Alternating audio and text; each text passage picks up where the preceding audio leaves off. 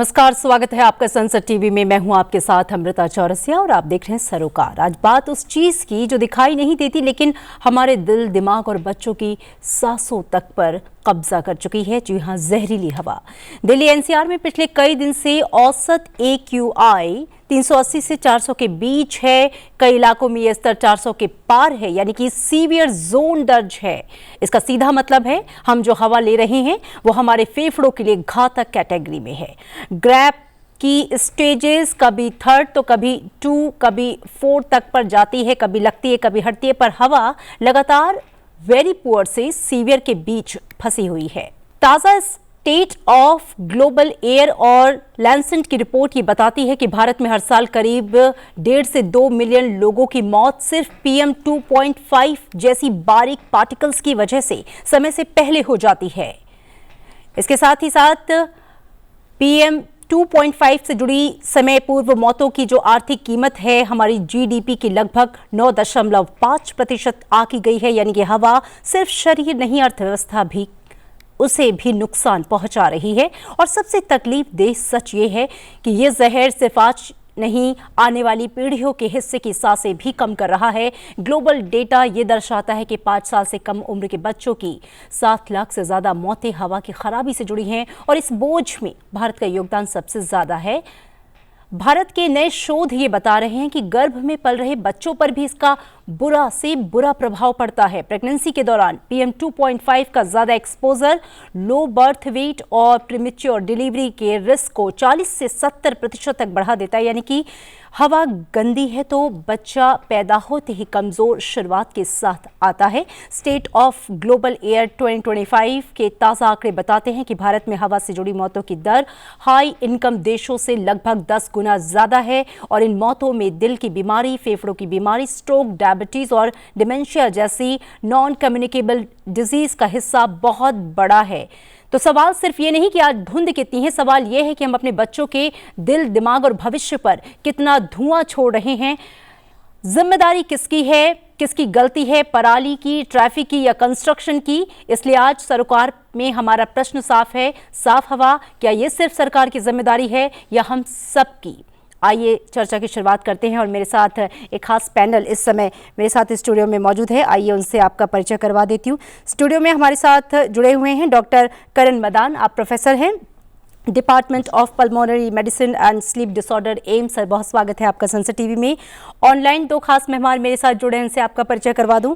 Doctor Sanjeev Agarwal हैं, आप farmer additional director हैं, सेंट्रल पोल्यूशन कंट्रोल बोर्ड। बहुत स्वागत है आपका संसद टीवी में। और साथ ही डॉक्टर अंजू गोयल, आप senior fellow and associate director हैं, टेरी। स्वागत है आप सभी का। चर्चा की शुरुआत सबसे पहले मैं आपसे करना चाहूँगी डॉक्टर संजीव, क्योंकि सवाल यह है कि दिल्ली एनसीआर की जो हवा है वो वेरी पुअर और सीवियर में है और साल दर साल ये पैटर्न दोहराया जाता है। डेटा के हिसाब से आज के समय में सबसे बड़े सोर्सेस कौन से हैं? पराली, गाड़ियां, इंडस्ट्री, कंस्ट्रक्शन या डस्ट? और कौन सा हिस्सा हम अक्सर नज़रअंदाज कर देते हैं? क्योंकि शायद हमें उसके कारण पता है लेकिन निवारण के लिए क्या वो स्टेप्स नहीं उठाए जा रहे कि हर साल वही पैटर्न हम देखते हैं, वही प्रॉब्लम फेस करते हैं? देखिए मैडम, ये जो समस्या है ये आज से नहीं 20 सालों से चली आ रही है। सबसे पहले तो मैं आपको ये बता दूं कि जो भी सोर्सेस हैं जिसके ऊपर काफ़ी मतलब हम लोग चर्चा कर चुके हैं, मैं ऑलवेज कीप ऑन सेइंग कि ये पर्टिकुलर सोर्स पे कंट्रोल करना ज़रूरी है, ये पर्टिकुलर सोर्स पे। तो अभी जो सोर्सेस हैं वो बेसिकली आपने बोल ही दिया है कि जो हमारा basically area source, point source और लाइन सोर्स में आपका इंडस्ट्रियल सेक्टर हो गया, व्हीकुलर सेक्टर हो गया, आपका कंस्ट्रक्शन एंड डिमोलिशन हो गया, आपका रिसस्पेंशन ऑफ रोड डस्ट हो गया और आपका बायोमास बर्निंग हो गया। So these are the major sources जो हमारे सालों से चले आ रहे हैं। सबसे बड़ी प्रॉब्लम हमारी ये है कि हम इस पे हमारा एक कमीशन भी हमने फॉर्म किया है और कमीशन फॉर्म होने के बाद भी कुछ उसका आउटपुट नहीं निकला और 7 साल हो गए, 6-7 साल, जिसके बावजूद भी इस पर्टिकुलर दिल्ली के अंदर जो एक समस्या बनी हुई है वो अभी तक बरकरार है। और बेसिकली मुझे इसका निवारण जो लगता है वो ये है कि हमें अभी टॉप प्रायोरिटी पे कोई मेजर सोर्सेस को पिकअप करके उनके ऊपर एक्शन लेना बहुत जरूरी है। जैसे बायोमास बर्निंग हो गया, जी। दूसरा आपका ये हो गया रिसस्पेंशन ऑफ रोड डस्ट, और तीसरा आपका हो गया व्हीकल्स का। तो हम इन तीनों पे अगर सक्सेस पाते हैं तो 50% पोल्यूशन फिर भी हम इसको रिड्यूस कर सकते हैं। जी, बिल्कुल। तो कहीं न कहीं जो स्टेप्स हैं उन्हें लेने में या तो दिक्कत है या वो पूरी तरह से इम्प्लीमेंट नहीं हो रहे हैं, हम आगे चर्चा करेंगे। लेकिन जो सबसे ज़्यादा बुरा असर पड़ रहा है वो हमारे स्वास्थ्य पर है, और डॉक्टर मदान स्वास्थ्य। हमारे साथ हैं, उनसे बातचीत करेंगे। डॉक्टर साहब, थोड़ी सी खांसी जुकाम होता है तो हमें लगता है मौसम का असर है, लेकिन इन दिनों आईसीयू ओपीडी में जिस तरीके से मरीजों की संख्या बढ़ रही है, आप तो खुद देख रहे हैं। शॉर्ट टर्म और लॉन्ग टर्म हेल्थ इम्पैक्ट को आप कैसे देख रहे हैं? ये जहरीली हवा हमारे फेफड़ों, दिल और दिमाग के साथ क्या कर रही है? खासकर बच्चों, बुजुर्गों, अस्थमा और हार्ट पेशेंट्स पर इसका किस तरीके से असर हो रहा है? देखिए अमृता जी, ये तो बहुत हमारे लिए एक तरह की बड़ी ही इम्पोर्टेंट ये इशू है जिसको हमें टैकल करना बहुत ज़रूरी है। और जहाँ तक मैं हेल्थ की और अपने स्वास्थ्य की बात करूँ तो हम ये देखते हैं कि जो एयर पोल्यूशन के जो दुष्प्रभाव हैं वो शॉर्ट टर्म भी हो सकते हैं और लंबे समय में आने वाले लॉन्ग टर्म भी हो सकते हैं। अब जो शॉर्ट टर्म प्रॉब्लम है, हम देखते हैं कि इस सीज़न में जो मरीज़ हमारे पास खांसी, ज़ुकाम या फिर ऐसे गले में इरिटेशन, कई बार जिन दिनों में पोल्यूशन का स्तर बहुत ज़्यादा होता है, सिर दर्द, मूड में चेंज, तो ये सारी चीज़ें देखने को मिलती हैं। जो हम देखते हैं कि जो खांसी नॉर्मली या वायरल जो बुखार के बाद खांसियाँ होती हैं, जो कुछ दिन 2-4 दिन में ठीक हो जाता है, अब हमको इन सीज़न में मिलता है कि वो कई बार हफ्ते 2 हफ्ते और ज़्यादा भी ले लेती है जी। और बहुत सारे मरीज़ जिनको एक नॉर्मल खांसी है उसको अस्थमा की तरह भी ट्रीट करना पड़ता है। इनहेलर्स जो हम पहले बाकी सीजन्स में जब खांसी जुकाम में ऐसा यूज़ नहीं करते, इन सीज़न में वायरल के बाद जो खांसी है वो कई बार अस्थमा की तरह ट्रीट करनी पड़ती है। तो देखा जाए तो सांस के मरीज़ों के लिए और जिनको पहले से हार्ट की प्रॉब्लम है, जिनकी उम्र ज़्यादा है, प्रेग्नेंट महिलाएँ जैसे आपने बताया, और बच्चे और जो छोटे बच्चे हैं, गर्भावस्था में भी बच्चों पे इसका असर पड़ सकता है। तो ये जो हेल्थ पे जो असर है ये सिर्फ ऐसा नहीं है कि फेफड़ों या हार्ट तक ही सीमित हैं, ये हमारे बाकी ऑर्गन सिस्टम पे, डायबिटीज़ का रिस्क भी देखा गया है। और इन सारी प्रॉब्लम्स को देखते हुए ये समझना ज़रूरी है कि जो हम प्रभाव देख रहे हैं शॉर्ट टर्म में वो तो दिख ही रहे हैं, लेकिन लॉन्ग टर्म पे जो प्रभाव हैं वो भी क्यूमुलेट होकर आगे हमको देखने को काफ़ी मिल सकते हैं। तो जिस तरह अभी डॉक्टर संजीव ने भी कहा कि इन सारे स्टेप्स को लेके एयर पोल्यूशन को टैकल करना एक बहुत ज़रूरी स्टेप है हमारे लिए। जी बिल्कुल। डॉक्टर अंजू, मेरा अगला सवाल आपसे होगा कि हम देख रहे हैं कि ग्रैप की स्टेजेस 2, स्टेज 3, स्टेज 4 बार बार हटती है, लगती है, लेकिन जनता को लगता है कि नतीजा बहुत लिमिटेड है। पोल्यूशन कंट्रोल बोर्ड की बात करें या तमाम चीज़ों की बात करें, हम देख रहे हैं कि कहीं ना कहीं जो पर्यावरण है हमारे जीने के लायक नहीं रह रहा है। हवा जो सबसे, ये कोई लग्जरी नहीं है, ये हमारी लिए सबसे महत्वपूर्ण है, एक तरह से हमारा मौलिक अधिकार है। आप कहाँ पे ड्रॉबैक देखती हैं? क्या वजह है? खासकर अगर दिल्ली की बात करूं, भारत के बहुत से बड़े शहर हैं जो इस लिस्ट में शुमार हैं अगर हम ग्लोबल मानचित्र को देखें, लेकिन दिल्ली में हम देख रहे हैं हर साल ये समस्या, लेकिन नतीजा सिफर। जी देखिए, हम ना हमेशा एयर पोल्यूशन की बात जो है वो विंटर सीजन में करते हैं जी। हम कभी समर सीजन या ईयर राउंड बात नहीं करते हैं। और जो हम ग्रैप लगाते हैं, जो स्टेजेस में ग्रैप लगाते हैं, ग्रैप क्योंकि थोड़ी ड्यूरेशन के लिए लगता है, उस समय लगता है जहां पर हमारा पोल्यूशन की प्रॉब्लम ऑलरेडी पीक पर होती है, तो उसका जो असर भी होता है वो केवल बहुत ही थोड़ा सा होता है। ग्रैप का यहाँ पे लगाने का केवल मतलब इतना ही है कि जो पोल्यूशन की प्रॉब्लम वर्स हो रही है वो और ज्यादा वर्स ना हो, इसीलिए कुछ समय के लिए हम जो है कुछ मेजर्स लगा देते हैं। लेकिन अगर हमें यहाँ पे लॉन्ग टर्म इम्प्रूवमेंट चाहिए तो हमें इसे सीजनल प्रॉब्लम ट्रीट ना करके ईयर राउंड सॉल्यूशंस लेकर के आने होंगे, सारे स्टेक होल्डर्स के साथ बैठ करके बात करनी होगी। क्योंकि आधी बारी होता क्या है कि आपने सपोज व्हीकल्स पे बैन लगा दिया, जहां पे आप व्हीकल्स पे बैन लगाते हैं तो फिर बहुत सारे कैटेगरी के लोग आ जाते हैं कि ये इक्विटेबल सोल्यूशन नहीं है। जो लोग जो लो इनकम लोग हैं उनके पास में पुराने व्हीकल्स होते हैं, जरूरी नहीं है पुराने व्हीकल्स जो है आपके वही पोल्यूटिंग होते हैं। तो कहीं ना कहीं ये दर्शाता है कि एयर पोल्यूशन खाली एयर पोल्यूशन ना होकर के ना एक ना सिस्टम लेवल बहुत ही इंटीग्रेटेड इशू है क्योंकि आप किसी भी सेक्टर को पकड़ लीजिए, आप कंस्ट्रक्शन पे बैन लगाते हैं, कंस्ट्रक्शन वर्कर्स का लाइवलीहुड जाता है। इंडस्ट्रीज के ऊपर फ्यूल चेंज करते हैं, इंडस्ट्रीज की प्रॉफिटेबिलिटी खत्म होती है जी। है ना। तो इसीलिए बहुत इंपॉर्टेंट है यहाँ पर कि इंपॉर्टेंट सेक्टर्स को हमने आइडेंटिफाई करा, जैसे अभी डॉक्टर संजीव ने भी बताया था आपको कि इंडस्ट्रीज है, बायोमास बर्निंग है, हमारी कंस्ट्रक्शन सेक्टर है, ट्रांसपोर्ट सेक्टर है। बहुत इंपॉर्टेंट है हम हर एक सेक्टर स्पेसिफिक की स्टेक होल्डर्स के साथ बैठ करके कोई बीच का रास्ता निकाल करके और फिर अकॉर्डिंगली उस उपाय को जो है ईयर राउंड तरीके से लॉन्ग टर्म के लिए प्रॉपरली उसे इम्प्लीमेंट करा जाए, तभी आपको जो है ओवरऑल एयर क्वालिटी में इंप्रूवमेंट देखने के लिए मिले। बिल्कुल, ये एक मेज पे आना ज़रूरी है, कोऑर्डिनेशन बहुत ज़रूरी है, जैसा कि आपने बताया। Doctor Sanjeev, national green tribunal ने हाल में ये मुद्दा उठाया कि कुछ जगहों पर AQI मॉनिटर्स में टैम्परिंग डेटा गैप्स हैं, अपडेटेड एक्शन प्लान की कमी की भी बातें सामने आई हैं। क्या सिस्टम अब डेटा ट्रांसपेरेंसी और रियल टाइम मॉनिटरिंग को मजबूत बनाने के लिए कुछ कॉन्क्रीट कदम उठा रहा है? क्योंकि आम लोग को तो यही भरोसा नहीं हो पा रहा है कि AQI नंबर जो हमें दिख रहा है वो सही है या गलत। इससे लेकर किस तरह के स्टेप्स उठाए जाने की ज़रूरत है? देखिए, मैं आपको बताऊं अभी कि मैं मीडिया के टच में हूं, तो मैंने ये देखा कि कई लोग अपने अपने इंस्ट्रूमेंट ले आते हैं, छोटे छोटे इंस्ट्रूमेंट सेंसर ले आते हैं और उसको शो करते हैं कि देखिए कितना AQI है। तो ये पैनिकनेस क्रिएट करने वाली बात है। सबसे पहले तो मैं आपको बताऊं कि जो हमारे रियल टाइम इंस्ट्रूमेंट्स लगे हुए हैं उनमें हम कुछ भी बदलाव नहीं कर सकते। मतलब बदलाव इन द सेंस कि आपको डाटा को हम टेम्पर नहीं कर सकते।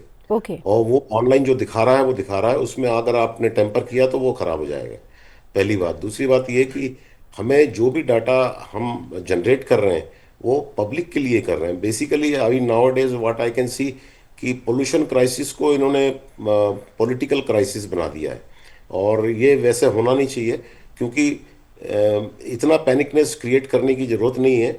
ऐसा पहले पिछले कई सालों पहले भी ऐसा हो चुका है, बहुत सीवियर पोल्यूशन रहा है। और इसको कल कोर्ट ने, सुप्रीम कोर्ट ने, ऑनरेबल सुप्रीम कोर्ट ने यहाँ तक आदेश दे दिए हैं कि आप कोई साइंटिस्ट ही इसको बताए कि हमें क्या करना चाहिए। क्योंकि ग्रैप का जो बना है, ग्रैप जो बनाया गया है वो बहुत मेहनत के बाद बनाया गया है। कोर्ट ने हम लोगों को भी साथ में लिया था, CPCB और दूसरे ऑर्गेनाइजेशंस को, NGOs को, और उसके बाद ये ग्रैप का फॉर्मेशन हुआ था, ग्रैप का ऑर्डर निकला था। तो ये 2016 या 17 की बात है, जब मैं जॉब में था। तो ग्रैप एक बहुत अच्छा सिस्टम है। इसमें आपको कब कब क्या क्या एक्शन लेने हैं, ये कोई कॉस्मेटिक नहीं है। कई लोग बोलते हैं ये कॉस्मेटिक है, it is not a cosmetic. Court ऐसा कोई ऑर्डर नहीं इशू करेगा कि जो कॉस्मेटिक कहा जाए जिसको। तो बेसिकली हमें इन मतलब चुनौतियों को देखना पड़ेगा कि बेसिकली जितना भी ये डाटा जो लोग बताते हैं, अपनी मर्जी से बताते हैं कि ये टेम्पर हो गया, वो टेम्पर हो गया, ऐसा कुछ नहीं है। और इसको हम इतनी आसानी से टेम्पर नहीं कर सकते डाटा को।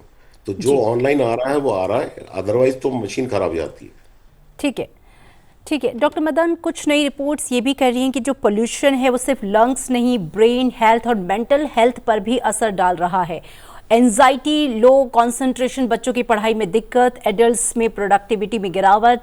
अपने पेशेंट में आप क्या पैटर्न्स देख रहे हैं, और क्या आप ये मानते हैं कि एयर क्वालिटी अब पब्लिक हेल्थ इमरजेंसी के रूप में ट्रीट होनी चाहिए, रूटीन सीजनल प्रॉब्लम की तरह नहीं? देखिए, अगर हम देखें तो जैसा बताया अभी कि एयर क्वालिटी जो हमारी है वो ऐसा नहीं है कि इस सीज़न में ही ख़राब होती है। मतलब एयर क्वालिटी ईयर राउंड हमारी जो एक स्टैंडर्ड्स हैं हेल्दी एयर के, उससे मतलब ख़राब स्थिति में ही रहती है। ये सीज़न थोड़ा मुफीद हो जाता है इन दिनों में वो बहुत ही ज़्यादा एक ख़राब स्थिति में पहुंच जाती है। और जो हेल्थ के हम जो सेहत पे इफ़ेक्ट्स की बात करते हैं, वो देखा गया है कि ज़रूरी नहीं है कि बहुत ही हाई पोल्यूशन के लेवल होने चाहिए हेल्थ पे असर के लिए। जो बहुत ही कम मात्रा की एलिवेशन भी पोल्यूशन में जो होती है वो एक तरह से हेल्थ के लिए दुष्प्रभाव लेके आती है। जो हम देख रहे हैं, देखिए जैसा मैंने बताया, कुछ ऐसी चीज़ें होती हैं जो हमको दिखती हैं और कुछ ऐसी हैं जो कि लॉन्ग टर्म साइड इफ़ेक्ट हैं, जो स्टडीज़ में देखा गया है कि वो एक रिस्क है जो आगे आके उत्पन्न होता है।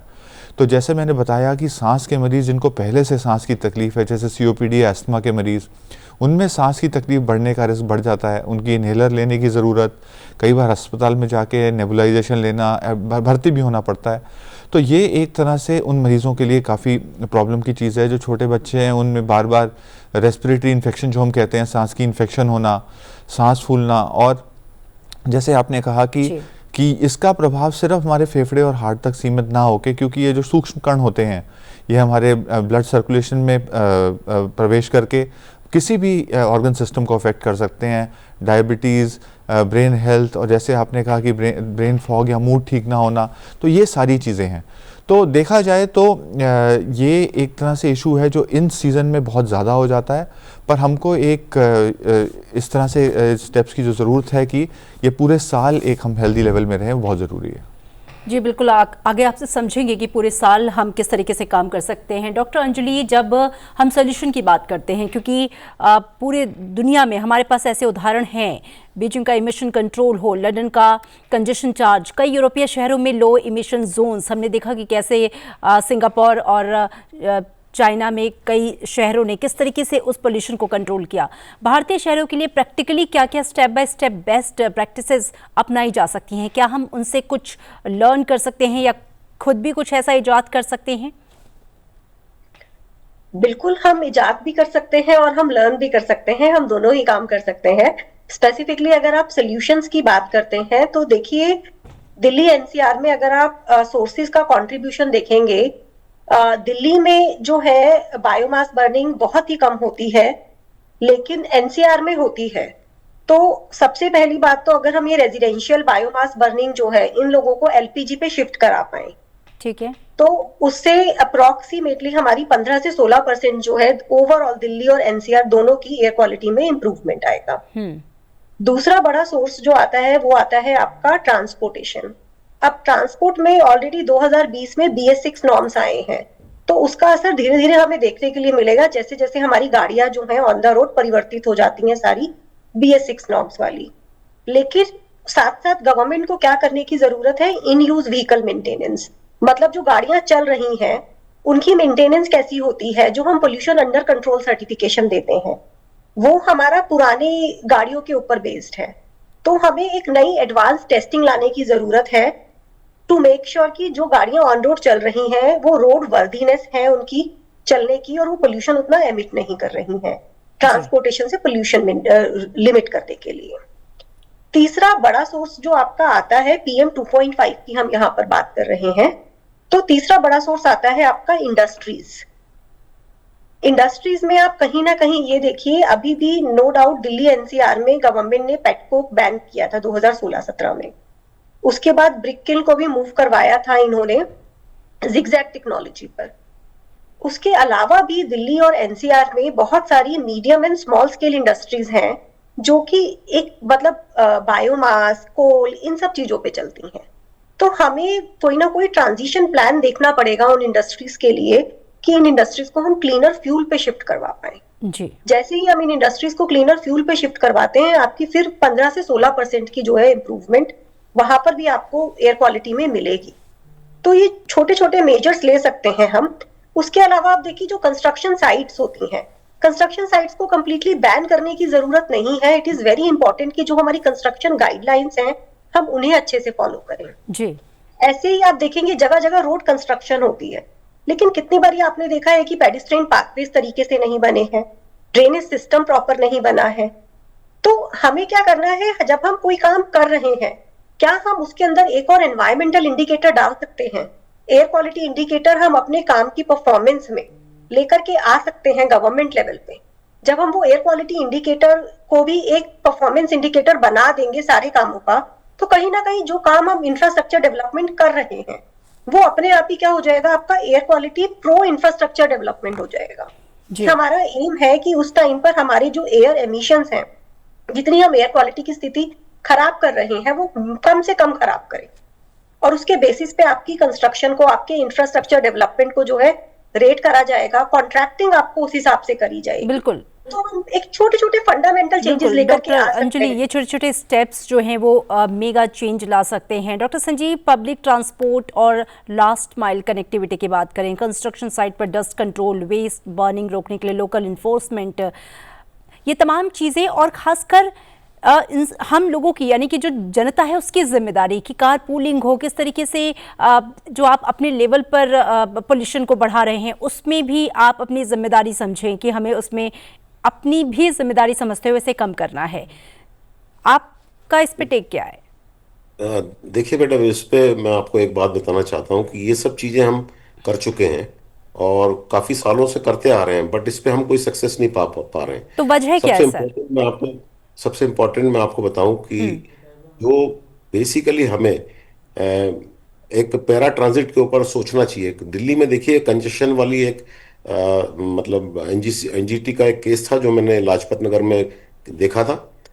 इतना कंजेशन होता था कि पार्किंग चार्जेस बढ़ाने के बाद भी कंजेशन वहाँ होता था। तो ये सब चीज़ें बेसिकली बेकार है। हमें पैरा ट्रांजिट के ऊपर ध्यान देना चाहिए क्योंकि छोटा छोटा जो जैसे टुक टुक हो गया, आपका ऑटो हो गया, ग्रामीण सेवा हो गई, ये सब चीज़ें हैं। ये जब कनेक्टिविटी हम करते हैं इसके मेट्रो के साथ, तब ये बहुत ज़्यादा नंबर्स इनके बढ़ गए हैं और कंजेशन रेट बढ़ गया। तो इस पे हमें सोचना चाहिए कि हम इनको कैसे सॉल्व करें, इनको हम इस पर्टिकुलर प्रॉब्लम को, ट्रांसपोर्ट की प्रॉब्लम को कैसे सॉल्व करें, कैसे हम फ्यूल को BS6 आ गया है हमारे पास, फिर भी उसके बावजूद भी हमारी गाड़ियों का नंबर बढ़ रहा है। तो हम जैसे हैवी ट्रैफिक की व्हीकल्स हैं उनको हम बॉर्डर पे ही रोकें। उनको एक बार मैं सुप्रीम कोर्ट के केस में ये कर चुका हूँ और बॉर्डर से उनको अंदर ना आने दें, केवल 3 महीने के लिए बैन लगाएं, जिससे कि ये जो चीज़ें हैं, जो इस तरीके का जो पोल्यूशन है, heavy traffic, heavy loaded vehicles का जो पोल्यूशन है वो कम हो जाएगा। और ऐसी बहुत सारे छोटे छोटे चीज़ें जैसे अभी इन्होंने, मैडम ने जो बताई, अंजू जी ने, बहुत इंपॉर्टेंट है कि छोटा छोटा करके ही है कम बड़ा सक्सेस पा सकते हैं। जी बिल्कुल, छोटी छोटी पहलों से बड़ी सक्सेस। डॉक्टर मदान, मैं जानना चाहूँगी क्योंकि वैसे तो आपने खुद ही बताया कि साल भर एयर पोल्यूशन की प्रॉब्लम होती है, लेकिन ये मौसम ज़्यादा मुफीद है, ठंड है, आर्द्रता ज़्यादा है, वो पोल्यूटेंट को एक जगह इकट्ठा होने में मदद करते हैं। मैं आपसे एक आम नागरिक की हैसियत ये समझना चाहूँगी कि लोगों को क्या अपनी तरफ से स्टेप्स उठाने चाहिए कि इस मौसम में खुद को इस तरीके से रखें या किन चीज़ों का ज़्यादा सेवन करें या प्रिकॉशंस रखें ताकि स्थिति बिगड़े ना एटलीस्ट? देखिए, इस सीज़न में आपको ये एहतियात बरतनी चाहिए कि जो लोग रिस्क पे हैं, जैसे हम देखते हैं कि जो एयर पोल्यूशन का रिस्क है वो छोटे बच्चों, जो वृद्ध लोग हैं, प्रेग्नेंट जो फीमेल्स हैं, और जिनको पहले से कोई हार्ट की या सांस की या कोई और तकलीफ़ है, क्रॉनिक डिजीज़ जो हम कहते हैं, ये ग्रुप है, इन पे एयर पोल्यूशन के साइड इफ़ेक्ट होने का रिस्क थोड़ा ज़्यादा होता है। तो इस ग्रुप को एहतियात ज़्यादा बरतने की ज़रूरत है। तो इसमें यह है कि जब पोल्यूशन के लेवल जिन दिनों बहुत ज़्यादा है, तो जो आपकी बाहर या आउटडोर की एक्टिविटी है, स्पेशली जो एक्सरसाइज की एक्टिविटी है, उसको आप थोड़ा सा लिमिट करें। अगर जितना हो पाए आपने जो करना है एक्सरसाइज, वो घर के अंदर या एक क्लोज एनवायरनमेंट में करें। जिन लोगों को सांस की काफ़ी तकलीफ़ या दिक्कत रहती है, स्पेशली सीज़न में उनको बढ़ जाती है, सिलेक्टिव यूज़ वो सोच सकते हैं एयर प्योरीफायर का करने का, वो लेकिन वो कामयाब हर ओपन सेटिंग में नहीं होते। अगर आपके दरवाजे खिड़कियां खुले हैं तो वो एयर को क्लीन नहीं कर पाते। वो एक क्लोज रूम में बहुत उस तरह से यूज़ कर सकते हैं। जहाँ तक रही बात, एक हेल्दी लाइफस्टाइल अपनाना बहुत ज़रूरी है, जिसका मतलब ये है कि आप अपना जो पानी का सेवन और जो एक बैलेंस डाइट जो हम कहते हैं खाना, वो लेना बहुत ज़रूरी है। बिकॉज आपकी अगर इम्यून सिस्टम और आपकी बॉडी ठीक रहेगी तो इसके जो इफ़ेक्ट्स है उसको फाइट करने के लिए वो ज़्यादा प्रिपेयर्ड रहेगी। जहाँ तक रही बात जिन लोगों को सांस की तकलीफ़ है, जो अपना इन्हेलर लेते हैं या बाकी मेडिसिन लेते हैं, वो अपनी दवाइयाँ और इन्हेलर बिल्कुल रेगुलर तरह से लें। और अगर सांस की कोई तकलीफ़ या दिक्कत बढ़ रही है तो उसके लिए अपनी जो डॉक्टर से सलाह टाइमली करें, अपने सिम्टम को बहुत ज़्यादा बढ़ने ना दें। और दूसरा जो हम देखते हैं कि ये जो आजकल ज़ुकाम, खांसी या वायरल का सीज़न भी ज़्यादा है, जो इन्फेक्शन होते हैं उसमें कई बार खांसी बहुत लंबे समय तक चल जाती है। तो अगर ऐसी आपको तकलीफ़ है तो उस टाइम पे भी आप अपना बाहर के वातावरण में बहुत ज़्यादा एक्सरसाइज या बहुत ज़्यादा एक्टिविटी, अगर ज़रूरी नहीं है तो उसको थोड़ा अवॉइड करें। ये स्टेप्स अगर हम लें तो ये हम प्रभाव को बचा सकते हैं। और जैसा मैडम ने कहा, अंजू जी ने भी, कि जो कुकिंग से, जैसे जो महिलाएं स्पेशली कुकिंग बायोमास से करती हैं, उसमें काफ़ी जो उसका स्मोक का एक्सपोजर उनको होता है। तो एलपीजी पे ट्रांजिशन के बहुत बड़े स्टेप्स लिए भी गए हैं सरकार द्वारा, जिससे कि बहुत ज़्यादा एलपीजी ट्रांजिशन हो रहा है। तो उसको और करके उन पे उस तरह का इफ़ेक्ट ना पड़े और जो बच्चे हैं उन पे भी प्रभाव ना पड़े, ये भी एक ज़रूरी स्टेप रहेगा। जी बिल्कुल। डॉक्टर अंजू, मैं चाहूँगी क्लोजिंग में आपका एक कमेंट और उसके बाद डॉक्टर संजीव आपके पास आना चाहूँगी। डॉक्टर अंजू। जी मैम यही है कि हमें ईयर राउंड लग करके सबको मिलकर के एफर्ट्स करने हैं। ऐसा नहीं है कि एयर पोल्यूशन की प्रॉब्लम सॉल्वेबल नहीं है, ये खतरा है, सभी के ऊपर मंडरा रहा है। तो मेरी ओपिनियन में सरकार और नागरिक हम सबको मिलकर के साथ में काम करना होगा। जी बिल्कुल। डॉक्टर संजीव। मैडम, मैं एक बात और कहना चाहूंगा कि हम लोग अवेयरनेस थोड़ी कम है आम पब्लिक में। केवल हम पर्टिकुलेट मैटर की बात करते हैं, बट हम गैसियस पोल्यूटेंट्स की बात नहीं करते हैं। तो ये एक सेकेंडरी एरोसोल का फॉर्मेशन जो होता है, जो हमारे एनवायरनमेंट में क्रिएट होता है, वो हमारा सेकेंडरी एरोसोल गैसियस और पोल्यूटेंट्स प्लस वाटर ड्रॉपलेट्स के साथ मिलके जो बनता है, that is secondary aerosol is really harmful to the human being. तो इस पे भी हमें सरकार को कुछ रिसर्च करनी चाहिए और इस पे भी हमें कंट्रोल करना बहुत जरूरी है सोर्स के ऊपर। जी बिल्कुल। आप तीनों खास मेहमानों का, डॉक्टर मदन आपका भी बहुत शुक्रिया, डॉक्टर संजीव, डॉक्टर अंजू। साफ है कि हवा सिर्फ जो खराब है वो मौसम या किस्मत की बात नहीं, हमारी नीतियों, हमारी आदतों और प्राथमिकताओं का नतीजा है। साफ हवा हम सबकी जिम्मेदारी है और ये तभी बनेगी जब हम बेवजह गाड़ी निकालने से पहले 2 बार सोचें, कूड़ा जलता देखें तो चुप न रहें, रिपोर्ट करें, घर, स्कूल, ऑफिस में मास्क और हाई पोल्यूशन डे पर प्रिकॉशंस को नॉर्मल बनाएं और अपने लोगों से कहें कि सड़क और फ्लाईओवर नहीं, क्लीन एयर प्लान भी ज़रूरी है। क्योंकि इस पूरी चर्चा का यही सार है डॉक्टर साहब कि हवा कोई लग्जरी नहीं, हम सब की लिए बहुत ज़रूरी है, हमारा हक है और हमारी जिम्मेदारी है। एक बार फिर से आप सभी का बहुत बहुत धन्यवाद और हमारे इस कार्यक्रम को आप संसद टीवी के जो तमाम यूट्यूब चैनल्स हैं उस पर भी देख सकते हैं। दीजिए इजाज़त, देखते रहिए संसद टीवी। नमस्कार।